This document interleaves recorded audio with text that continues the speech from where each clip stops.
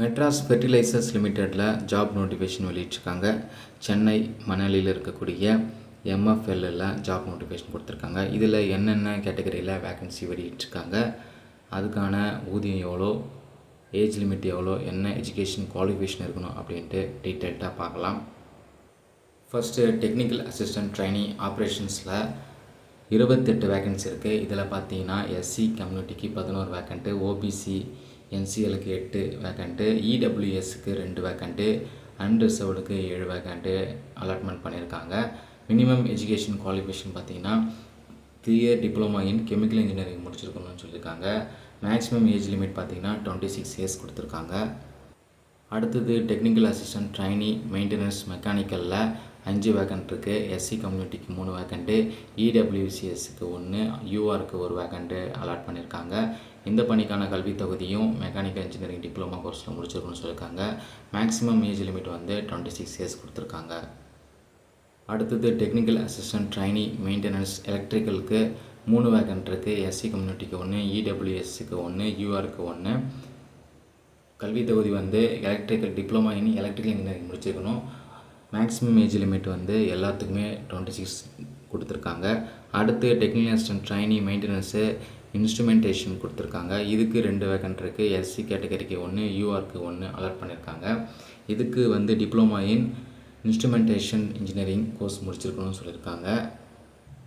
அடுத்து டெக்னீஷியன் ரிக்கருக்கு 1 வேக்கண்ட் இருக்குது. ஓபிசி கேட்டகரிக்கு கொடுத்துருக்காங்க. இந்த பணிக்கான கல்வி தகுதி எஸ்எல்சி வித் 3 இயர்ஸ் எக்ஸ்பீரியன்ஸ் கேட்டிருக்காங்க.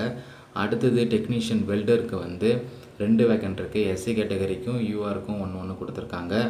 ஃபுல் டைம் ஐடிஐயில் வெல்டிங் கோர்ஸ் முடிச்சிருக்கணும், 10th முடித்தவங்க அப்படின்னு சொல்லியிருக்காங்க.